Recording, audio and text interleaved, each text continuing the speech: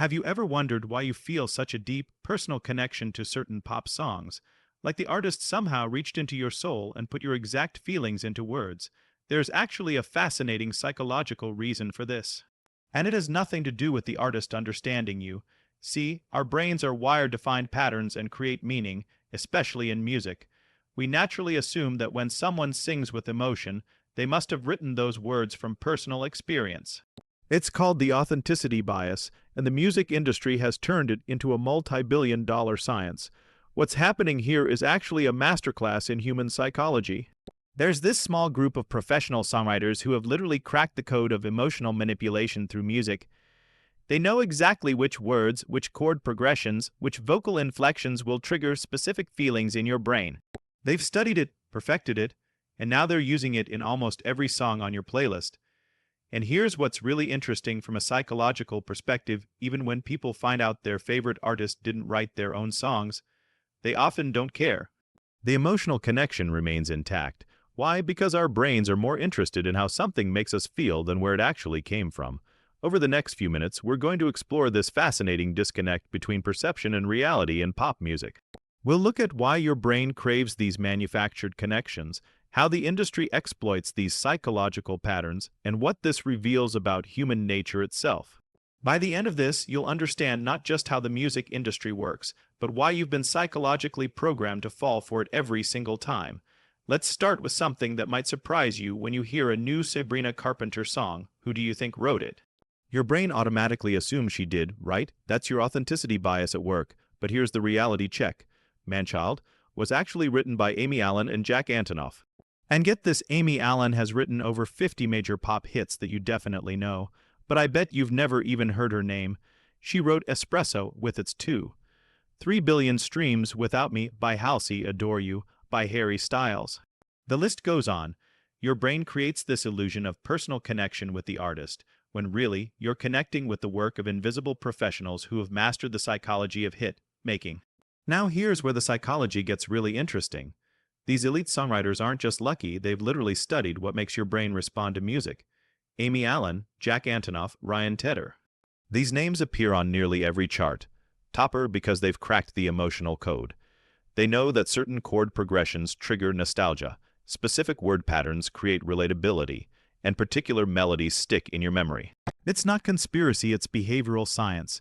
When you realize the same 20 to 30 people are writing most pop hits, you start understanding why every song feels familiar yet fresh.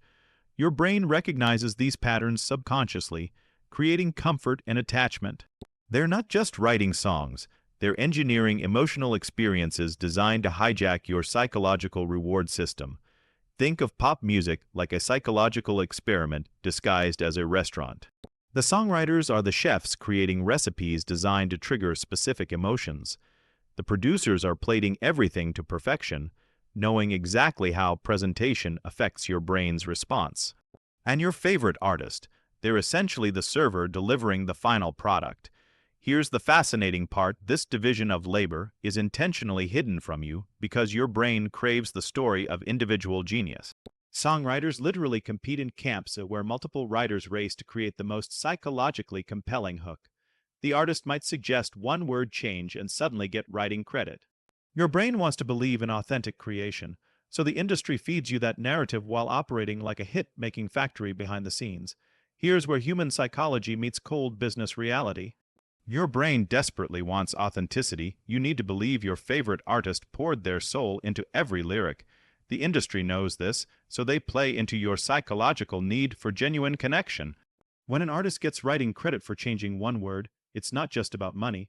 It's about feeding your brain the story it craves. Fans want to hear, "I wrote this about my heartbreak," not "Amy Allen wrote this and I thought it was catchy." This creates a fascinating psychological loop. Songwriters need to share credit to get their songs placed.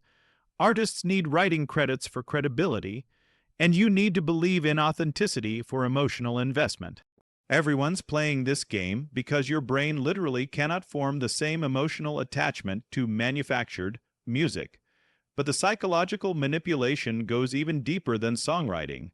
That spontaneous Instagram post from Sabrina Carpenter, probably approved by a team of psychologists who understand social media behavior.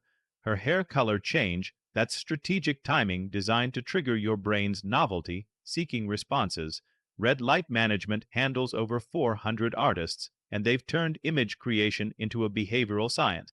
They know exactly which personality traits resonate with different demographics, what controversies generate engagement without damaging the brand, even which candid moments feel most authentic to your brain.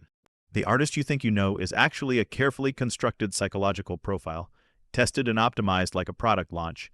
Your brain craves the illusion of choice and spontaneity, so they give you calculated moves disguised as genuine personality. So why does understanding this psychological manipulation actually matter? Because it's rewiring how your brain processes emotional connection to art.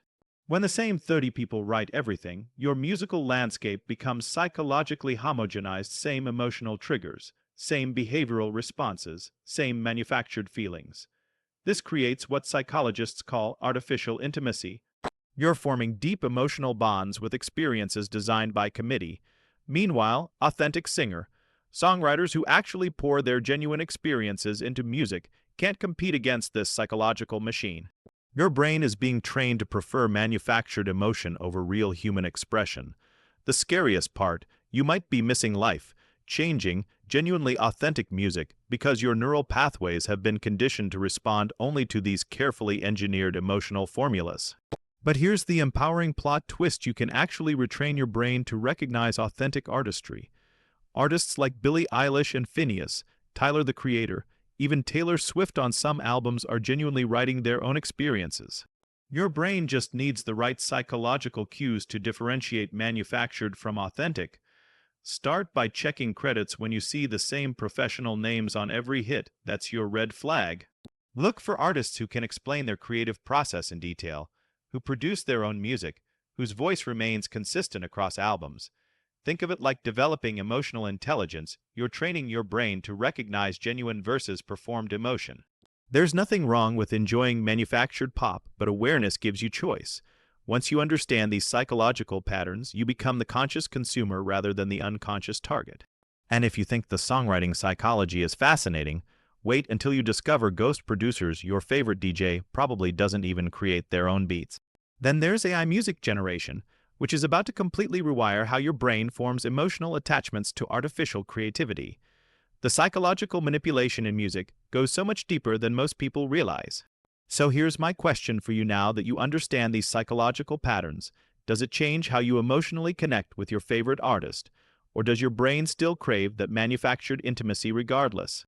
Drop a comment below, because understanding your own psychological responses is the first step to conscious consumption.